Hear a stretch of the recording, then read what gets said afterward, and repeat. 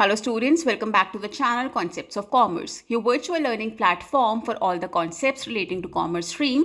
आज के लिए हमारा टॉपिक है indifference point analysis in leverages. यहाँ पर the question says Alex Enterprises needs to raise funds for expansion, that is 49 lakh rupees raise करने हैं Alex Enterprises को either by 10% debt, that means अगर ये पैसा डेट से रेज किया जाता है rate of interest payable will be 10%, और एडिशनल इक्विटी ऑफ ₹70 पर शेयर, या फिर वो एडिशनल इक्विटी भी रेज कर सकते हैं जहां पर शेयर की वैल्यू ₹70 रहेगी. करंटली इट इज़ अनलीवर्ड, अभी कंपनी अनलीवर्ड है, दैट मीन्स अभी कोई भी डेट कंपनी के ऊपर नहीं है.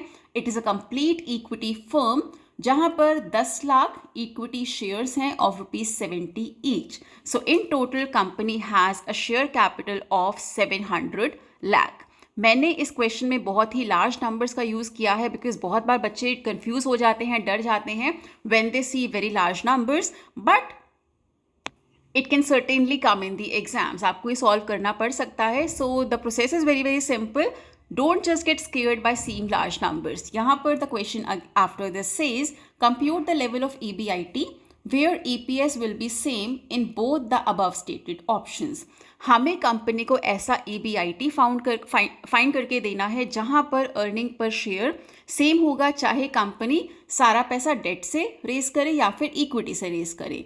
सो this is known as indifference point analysis. Tax is to be assumed as 50%. So एक बार लिख लेते हैं क्या क्या ऑल्टरनेटिव्स हैं हमारे पास. ऑल्टरनेटिव 1 जो है 700 लाख इक्विटी कंपनी के पास ऑलरेडी है, प्लस 49 लाख का डेट कंपनी के पास हो जाएगा if we go with plan 1.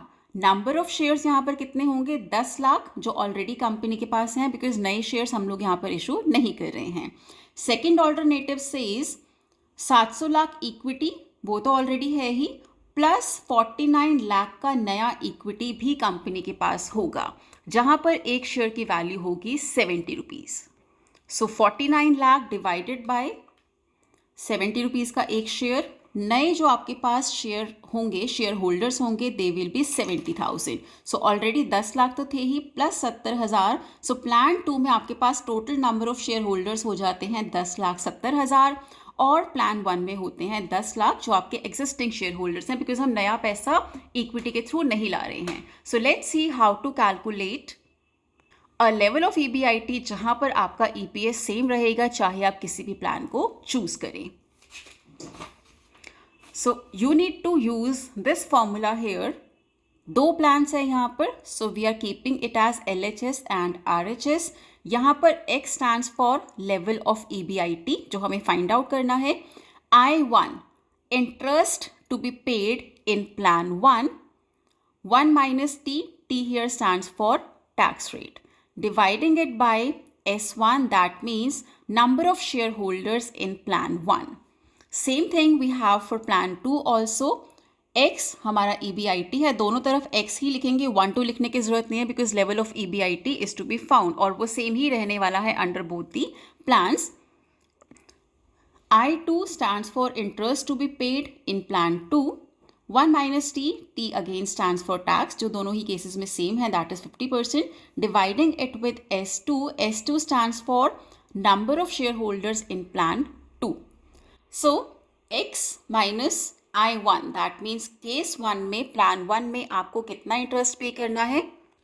49 lakh rupees आप रेज करने वाले हैं, 10% के हिसाब से आपको इंटरेस्ट पे करना है. So it comes to be 4,90,000 rupees. 1 minus T is 1 minus 0.5. Dividing it with plan 1 में आपके पास नंबर ऑफ शेयर होल्डर्स हैं 10 लाख जो हमने अभी कैलकुलेट किया था. Now coming to RHS, X minus no interest payable in plan 2 because आप सारा का सारा पैसा इक्विटी से रेज कर रहे हो, ऑलरेडी भी कंपनी के पास कोई डेट नहीं था, so no interest to be paid in plan 2. 1 minus 0.5 dividing it with number of share holders in plan 2 जो कि है 10,70,000 रुपये. Now solving the same we have X minus 4,90,000, 1 minus 0.5 को 0.5 हम लिख सकते हैं. X minus 0 is X, 1 minus 0.5 is again 0.5. Denominator, no changes done here at this step. अभी यहाँ पर you need to multiply 0.5 with these numbers. So 0.5x हो जाता है when multiplying 0.5 with x minus 0.5 into 4,90,000 is 2,45,000. Dividing it with 10 lakh is equal to 0.5 into x is 0.5x. Dividing it again with 10 lakh 70,000.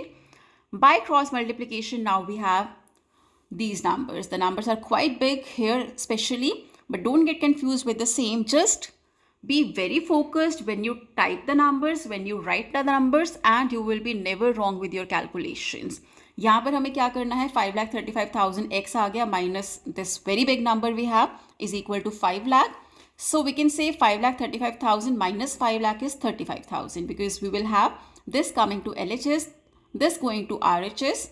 Now the value of x is 74,90,000 rupees. I hope this calculation is very much understandable by everyone because ये बहुत basic calculation है. Just हमने LHS को RHS में लाया है and whenever it is done the sign changes. तभी this number has become positive and this became negative and given us 35,000. Now solving the same we have 74,90,000 rupees. That means this is the level of EBIT जहाँ पर आप दोनों में से कोई भी plan choose करेंगे तो आपका EPS सेम रहेगा. Now let's have a confirmation of the same also. यहाँ पर I have confirmed the same plan 1, plan 2. EBIT जो हमने find out किया that is 74,90,000. हम ये क्लेम करते हैं कि अगर आपका EBIT 74,90,000 रहेगा तो आप दोनों में से कोई भी प्लान चूज कर लीजिए, आपका EPS सेम रहेगा. प्लान 1 में interest paid 4,90,000. So earning before taxes 70 lakh. We are subtracting 490 from 7490. Tax is 50%. So 70 का 50% is 35,000. Earning available to equity becomes 70 minus 35 is equal to 35. Number of equity holders कितने हैं first case में? 10 lakh. Earning per share is 3.5. Plan 2, no interest to be paid. So earning before tax is 74,90,000. Tax 37,45,000. It is 50% of this amount. Earning available to equity 37,45,000. Number of equity 10,70,000. Dividing this by this number, we have earning per share as 3.5. So that was all for today. I hope you liked today's video. Please like, share and comment. Please subscribe to the channel. Stay tuned in for the next video. See you all tomorrow with a new numerical question. If you want me to post a numerical question on a specific topic, then please write in the comment section. अगर आज के question में भी आपको कहीं पर भी कोई problem है, कोई doubt है, you can write that also in the comment section. So stay tuned in. Have a nice day.